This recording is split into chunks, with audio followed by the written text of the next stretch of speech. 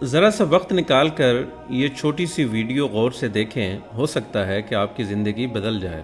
جب موت آئے گی تو یقین جانیں کہ کچھ بھی کام نہ آئے گا۔ آپ کے دنیا سے جانے پر کسی کو کوئی فرق نہیں پڑے گا۔ اس دنیا کے سب کام کاج جاری رہیں گے۔ آپ کی ذمہ داریاں کوئی اور لے لے گا، آپ کا مال وارثوں کی طرف چلا جائے گا اور آپ کو اس مال کا حساب دینا ہوگا۔ موت کے وقت سب سے پہلی چیز جو آپ سے چلی جائے گی وہ نام ہوگا۔ لوگ کہیں گے کہ میت کہاں ہے؟ جب وہ جنازہ پڑھنا چاہیں گے تو کہیں گے کہ جنازہ لائیں۔ جب دفن کرنا شروع کریں گے تو کہیں گے کہ میت کو قریب کر دیں۔ آپ کا نام ہرگز نہ لیا جائے گا۔ مال، حسب و نسب، منصب اور اولاد کے دھوکے میں نہ آئیں۔ یہ دنیا کس قدر زیادہ حقیر ہے اور جس کی طرف ہم جا رہے ہیں وہ کس قدر عظیم ہے۔ آپ پر غم کرنے والوں کے 3 اقسام ہوں گی۔ جو لوگ آپ کو سرسری طور پر جانتے ہیں وہ کہیں گے ہائے مسکین، اللہ اس پر رحم کرے۔ آپ کے دوست چند گھڑیاں یا چند دن غم کریں گے، پھر وہ اپنی باتوں اور ہنسی مذاق کی طرف لوٹ جائیں گے۔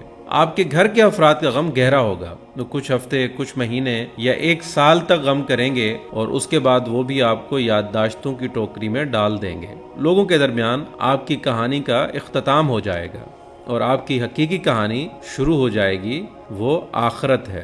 مرنے کے بعد آپ سے زائل ہو جائے گا آپ کا حسن، آپ کا مال، آپ کی صحت، آپ کی اولاد۔ آپ اپنے مکانوں اور محلات سے دور ہو جائیں گے، شوہر بیوی سے اور بیوی شوہر سے جدا ہو جائے گی۔ آپ کے ساتھ صرف آپ کا عمل باقی رہ جائے گا۔ یہاں یہ سوال پیدا ہوتا ہے کہ آپ نے اپنی قبر اور آخرت کے لیے بھی ابھی سے کوئی تیاری کی ہے؟ یہ وہ حقیقت ہے جو غور و فکر کے محتاج ہے، اس لیے آپ اس کی طرف توجہ کریں۔ فرائض، نوافل، پوشیدہ صدقہ، نیک اعمال، تہجد کی نماز اور اچھے اخلاق کی طرف توجہ کریں، شاید کہ اس سے نجات ہو جائے۔ مرنے والے کو اگر اس دنیا میں واپس لوٹایا جائے تو وہ صدقہ کرنے کو ترجیح دے گا، جیسا کہ اللہ تعالیٰ کا فرمان ہے رب لولا اخرتنی الی اجل قریب فاصدق۔ اے میرے رب، تو نے مجھے قریب مدت تک مہلت کیوں نہ دی کہ میں صدقہ کرتا؟ وہ یہ نہیں کہے گا کہ میں نماز ادا کر لوں یا میں روزہ رکھ لوں یا میں حج اور عمرہ کر لوں۔